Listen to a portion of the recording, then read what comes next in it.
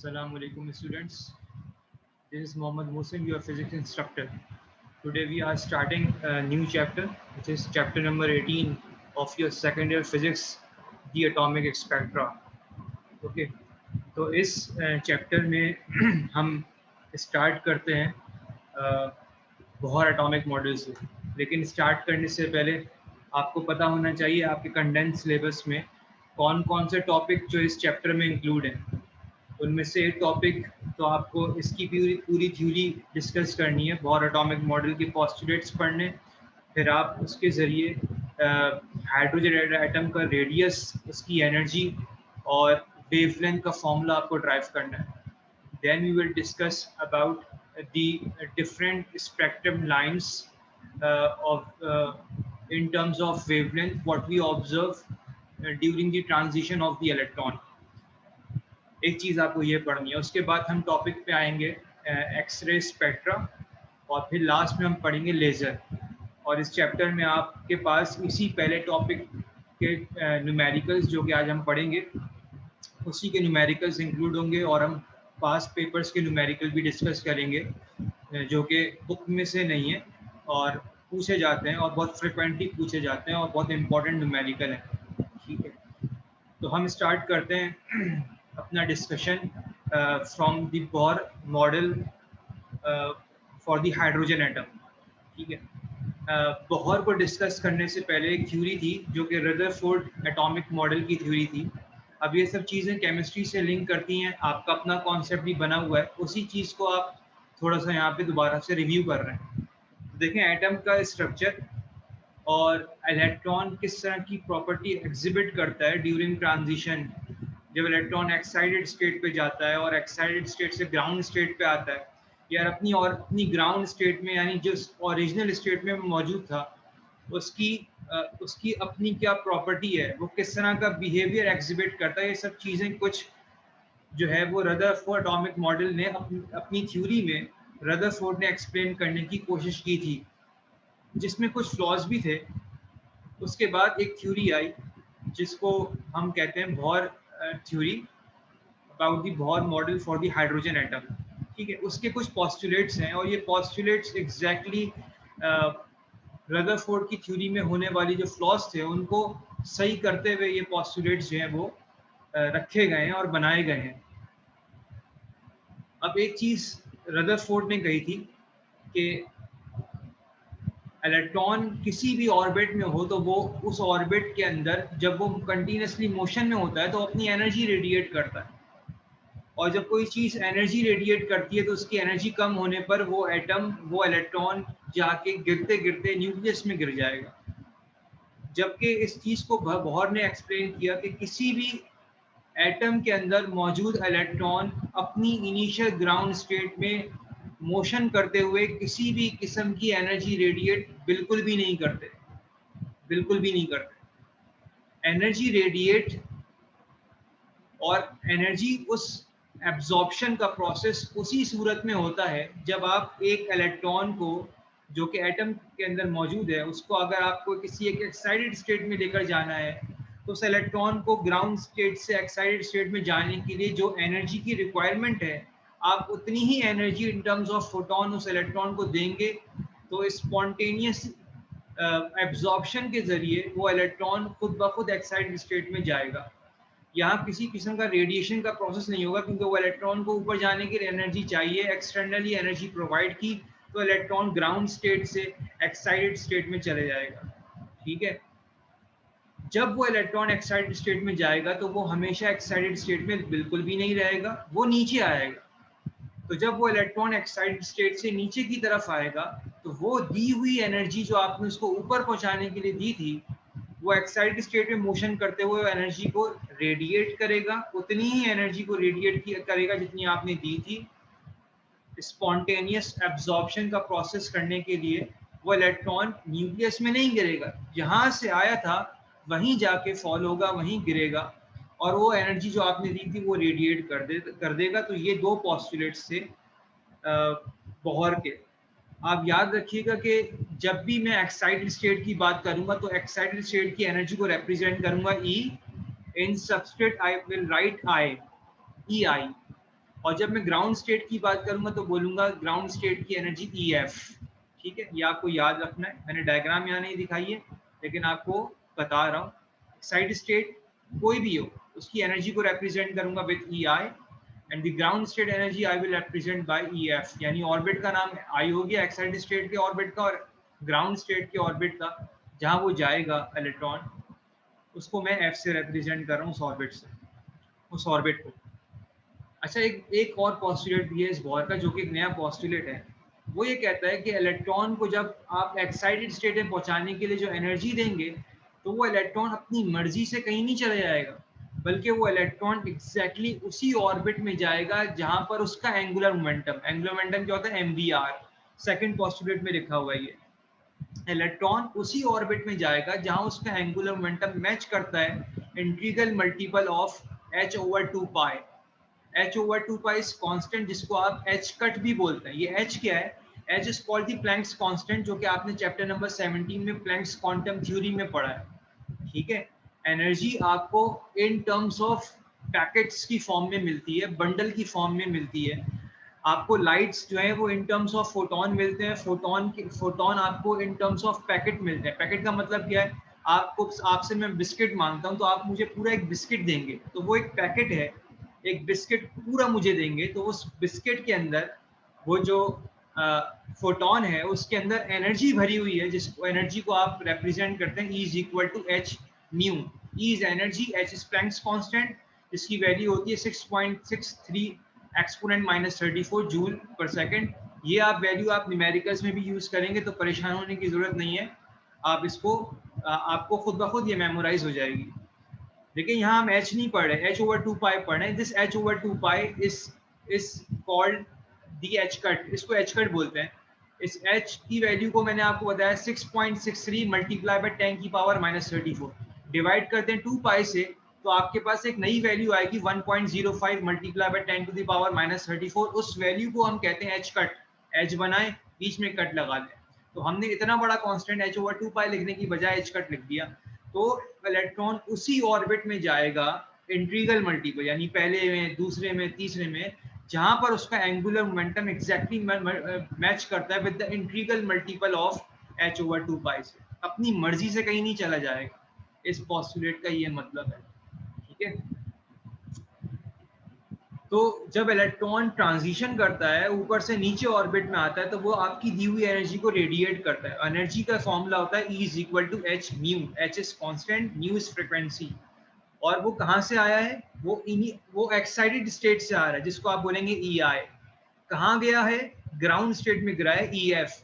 तो इन दोनों के दरमियान ऑर्बिट में जो एनर्जी का डिफरेंस होगा वो एनर्जी आपको मिलेगी in terms of E which is equal to H nu. तो इसलिए हमने पीछे माइनस का साइन लगाया है। ठीक है,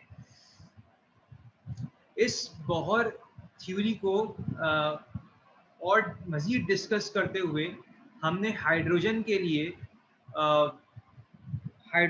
लिए रेडियस, उसकी टोटल एनर्जी और वेवलेंथ का फॉर्मूला ड्राइव किया है। बोहर ने इस पर काम किया था।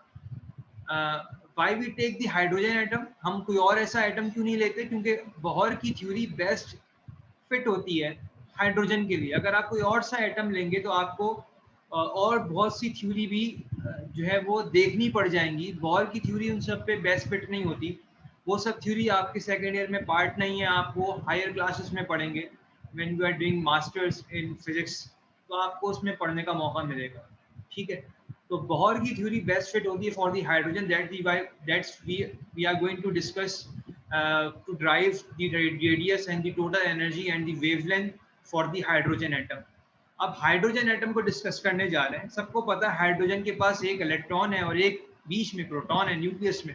तो ये मैंने डायग्राम में बना दिया आपके सामने। इलेक्ट्रॉन ऑर्बिट में मूव करता है, इलेक्ट्रॉन से प्रोटॉन के दरमियान का रास्ता हमने उसको बोल दिया r, जिसे हम इलेक्ट्रोस्टैटिक के अंदर दो चार्ज के दरमियान के डिस्टेंस को r कहते हैं। तो यहाँ भी दो चार्ज हैं, एक पॉजिटिव विच इज प्रोटॉन जो कि न्यूक्लियस में है, और एक इलेक्ट्रॉन जो कि रिवॉल्व कर रहा है into the circumference of that circle which is called the orbit of the atom.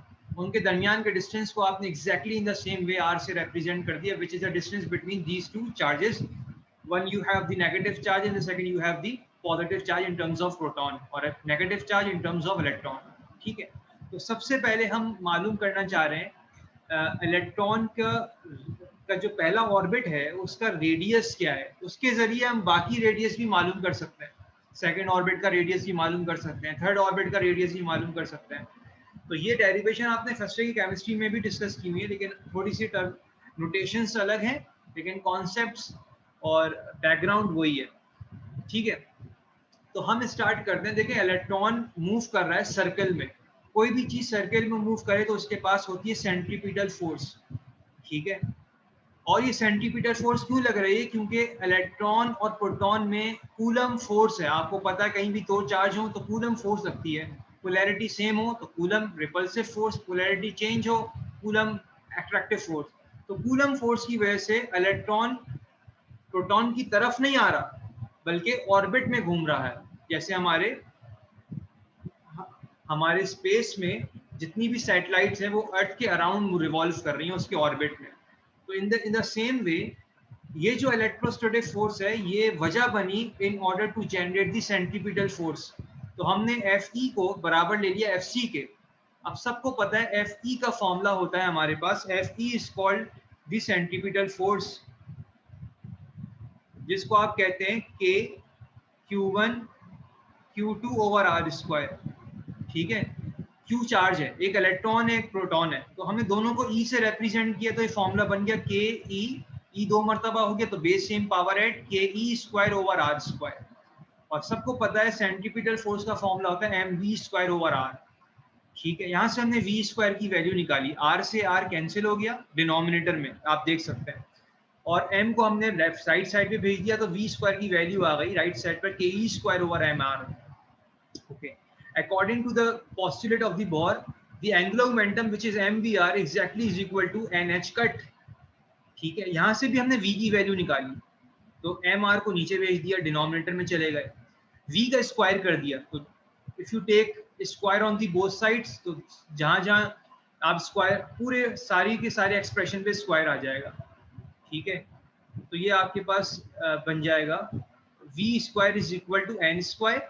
अब ये h कट को h ओवर 2 पाई कर दिया है तो h स्क्वायर हो गया, 2 पाई नीचे आएगा तो 2 पाई पे भी स्क्वायर होगा, 4 पाई स्क्वायर हो गया।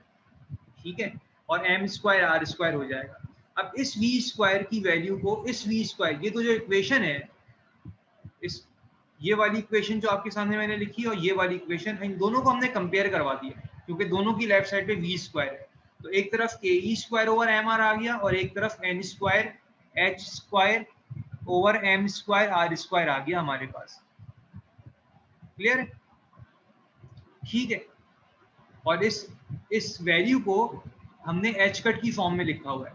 ठीक है, यानी कि आप चाहें तो सिंपली इस v की वैल्यू पे स्क्वायर कर दें यहाँ पर बस, और इसी को कंपेयर कर दें, इस वाली को कंपेयर ना करें। हमने एक इस वैल्यू को इसको कंपेयर किया है और एक इस इक्वेशन को कंपेयर किया है, तो हमारे पास ये इक्वेशन बनेगी। और यहाँ से आपने के ई स्क्वायर की वैल्यू निकाली तो m से m तो कैंसिल हो गया, r से r कैंसिल हो गया, यहाँ पे पावर स्क्वायर में थी तो एक मर्तबा m और एक मर्तबा r आपके पास यहाँ पे आ जाएगा। ठीक है, क्लियर है? ठीक है, तो आखिर में आप रेडियस निकालना चाह रहे हैं।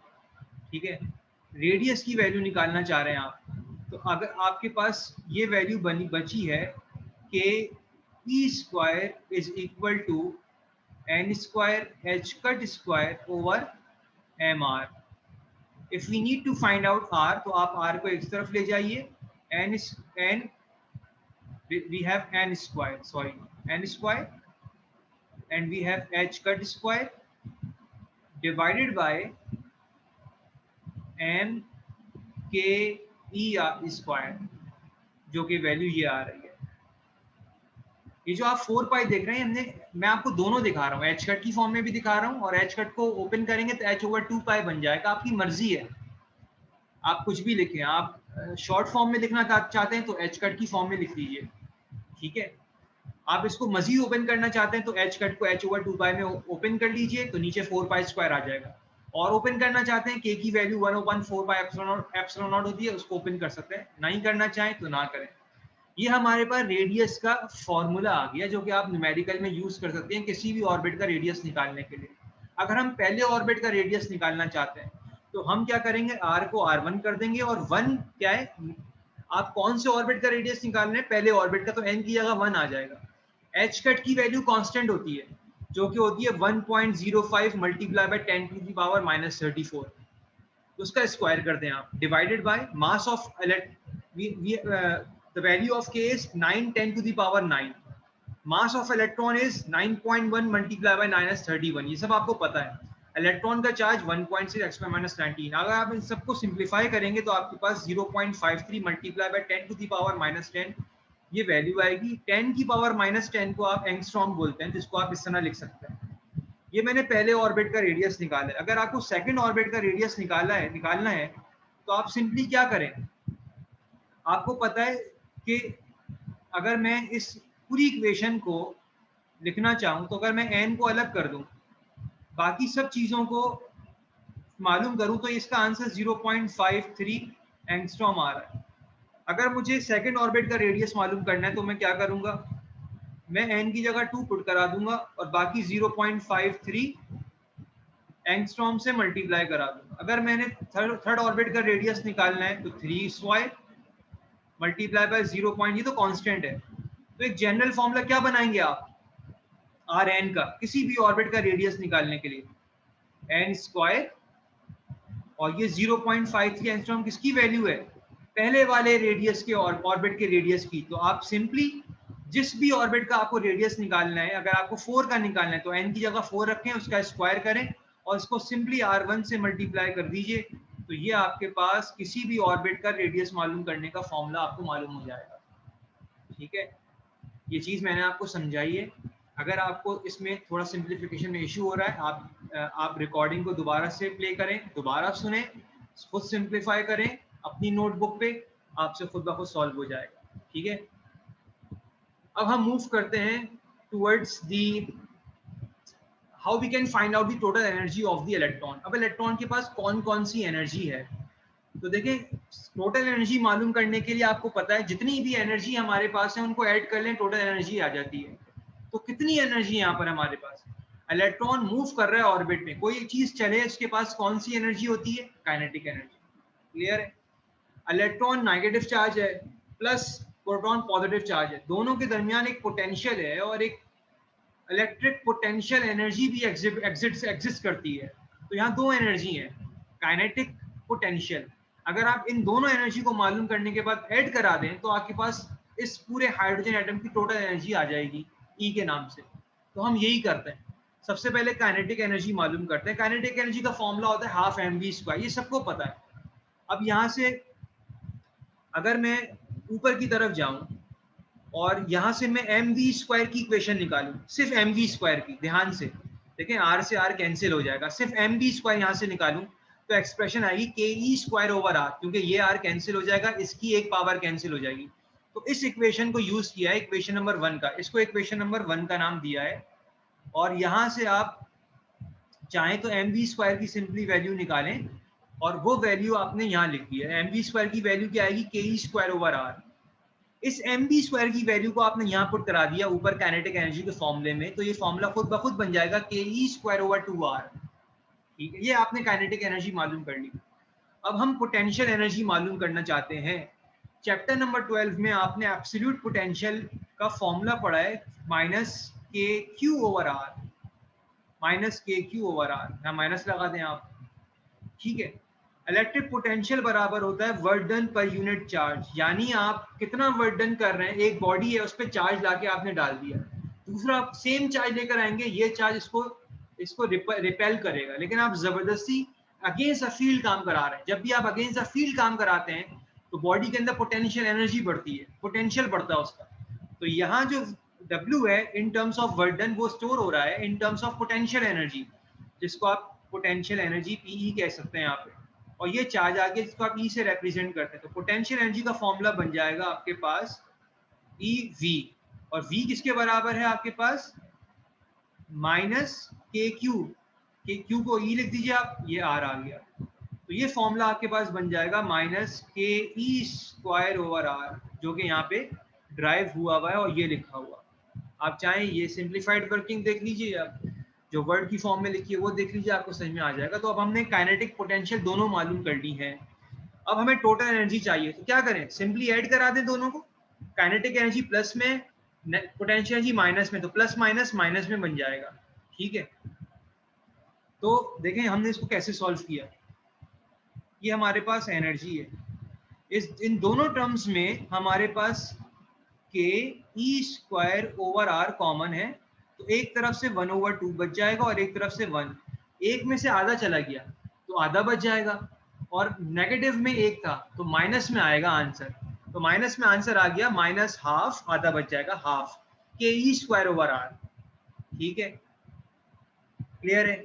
हमें एनर्जी चाहिए। अब रेडियस आपने ऊपर फॉर्मूला ड्राइव किया है, रेडियस का फॉर्मूला आपने ऊपर ड्राइव किया जो कि ये होता है एन स्क्वायर एच का स्क्वायर ओवर एम के ई स्क्वायर। अब इस फॉर्मूले को हमने यहाँ इंट्रोड्यूस करवाया और आर की जगह पुट करवा दिया यहाँ पर। आप इसको खुद करेंगे आपको और समझ में आएगा। आर की जगह आपने उसको पुट करा देना है, उसको सिंप्लीफाई करेंगे, ये आपके पास एनर्जी का फॉर्मूला आ जाएगा।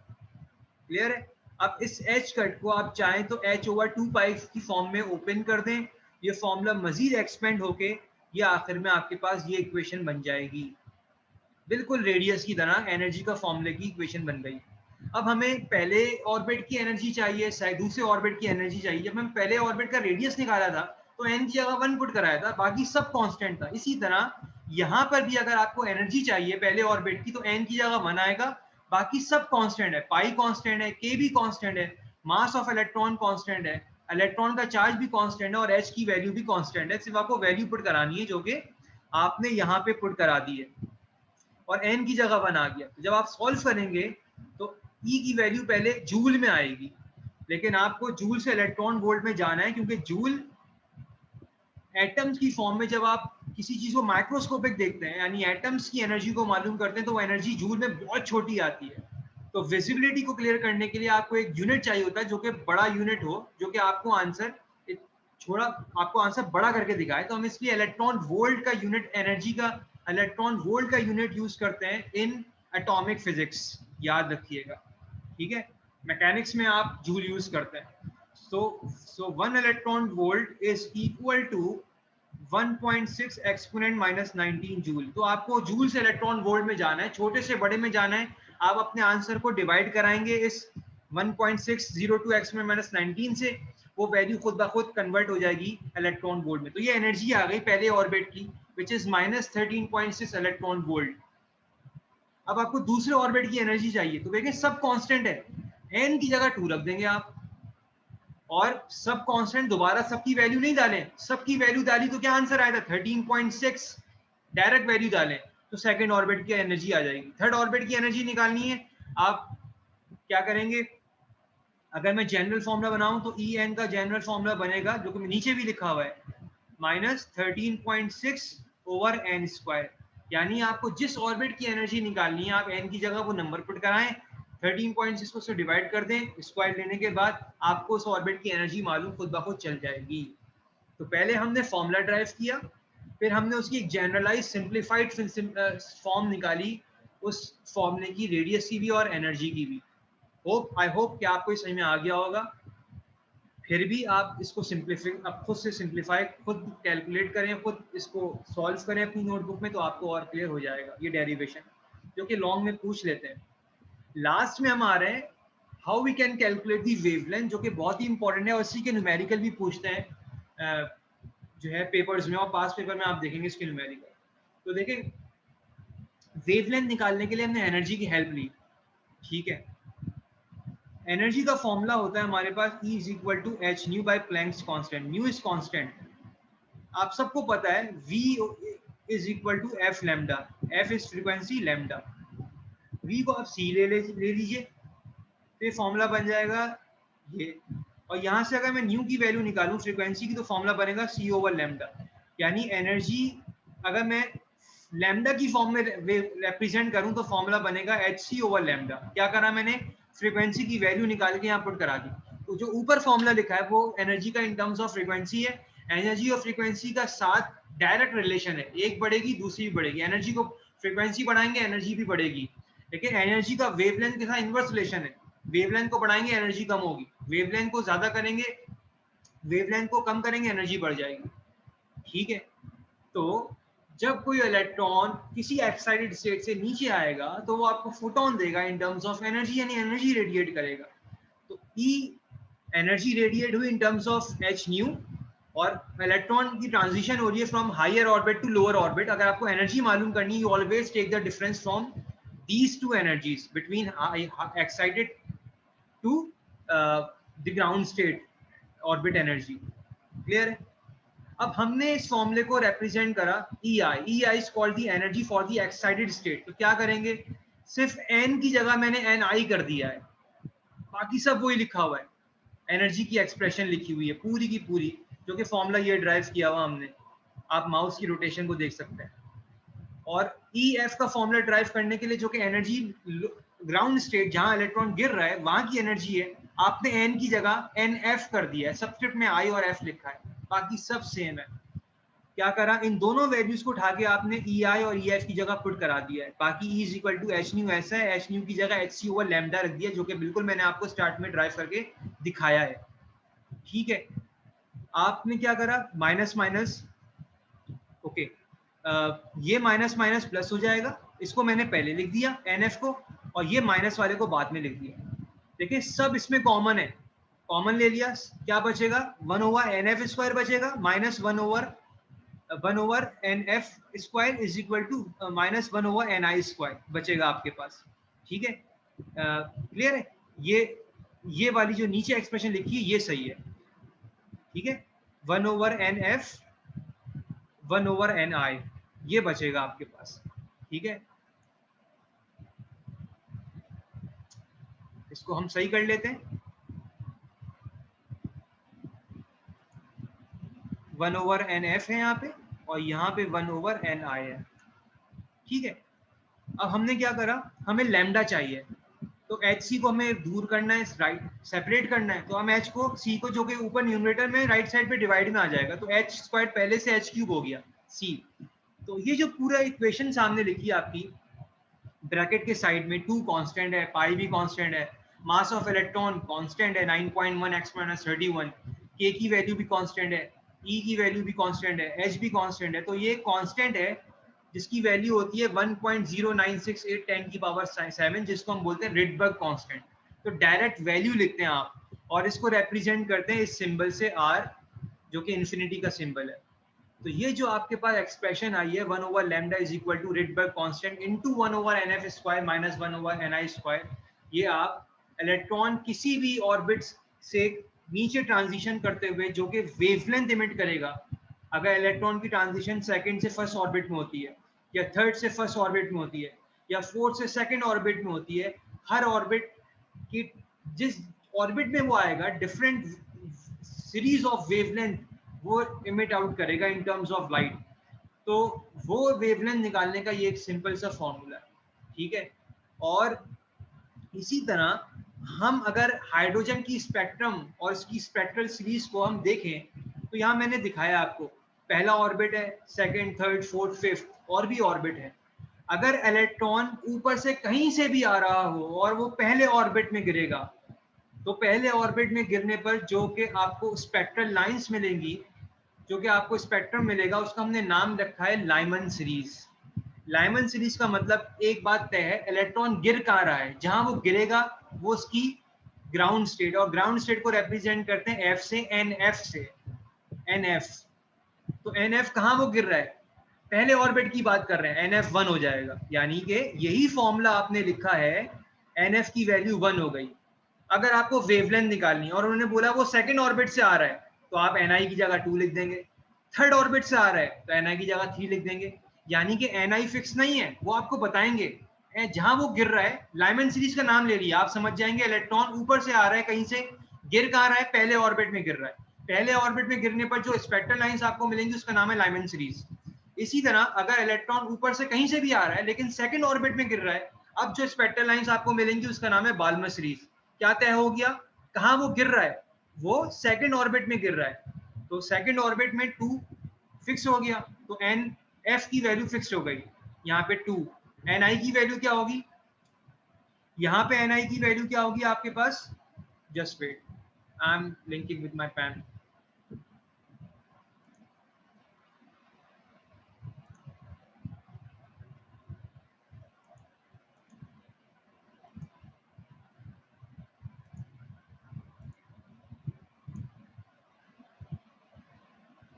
यस, तो देखिए NF की वैल्यू तो फिक्स है 1। कहाँ से आ सकता है इलेक्ट्रॉन, तो 1 से तो नहीं आ सकता, 1 में तो गिर रहा है वो, 2 से आ सकता है, 3 से आ सकता है, 4 से आ सकता है, कहीं से भी आ सकता है। बाल्मर सीरीज में कहाँ गिर रहा है, सेकंड पे गिर रहा है, तो कहाँ से आएगा, कहाँ से आएगा, एक्साइटेड स्टेट Ni, 3 से आ सकता है, 4 से आ सकता है, 5 से आ सकता है, 6 7 8 कहीं से भी आ सकता है। पास्टन का मतलब थर्ड ऑर्बिट में गिर रहा है इलेक्ट्रॉन, कहाँ से आ सकता है, वो उसकी एक्साइटेड स्टेट है, ये आपको बताएंगे, ये आपको निकालना होगी। 4 से आ सकता है, 5 से, 6 से, ठीक है। इसी तरह अगर इलेक्ट्रॉन की ट्रांजिशन फोर्थ ऑर्बिट पे होती है तो ब्रैकेट सीरीज में आपको स्पेक्ट्रल लाइंस मिलती हैं, कहां से आता है, 5 6 7। इसी तरह लास्ट में अगर इलेक्ट्रॉन की ट्रांजिशन फिफ्थ ऑर्बिट में होती है तो जो पी स्पेक्ट्रल लाइंस आपको मिलती है उसको पी फंड बोलते हैं। तो इलेक्ट्रॉन कहां से आ सकता है, 6 से आ सकता है, 7 से, 8 से, एंड सो ऑन। तो इस तरह से आपको डिफरेंट स्पेक्ट्रल लाइंस मिलती हैं, ठीक है। अब हम नेक्स्ट क्लास में इसी से रिलेटेड जो मैंने आपको पढ़ा है इसके न्यूमेरिकल्स डिस्कस करेंगे और फिर फर्दर हम अपने अगले टॉपिक्स पर आएंगे इस चैप्टर को कवर करने के लिए, ठीक है। आप रिकॉर्डिंग को बार बार सुनिए और इस डेरिवेशन की प्रैक्टिस खुद करिए, आपको सब चीज़ें यहाँ पे बहुत आसानी से क्लियर हो जाएंगी, ठीक है। So that's it from my side of today's class. अल्लाह हाफिज़।